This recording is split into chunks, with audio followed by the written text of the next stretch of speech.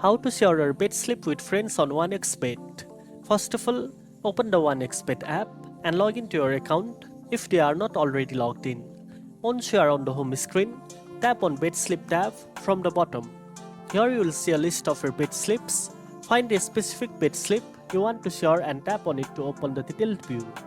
After that, look for the share icon, usually located at the top right or bottom of the bed slip screen. Tap on it and the share menu will pop up with different options. Now, choose how you want to share it. You can send it through messaging apps, email, or social media depending on what's installed on your device. Select the app or contact, and your bed slip link or screenshot will be sent instantly. And that's it. Now you know how to share your bed slip with friends on OneXBet. If you found this video helpful, don't forget to like, share, and subscribe for more tech tips. Thanks for watching, and I'll see you in the next one.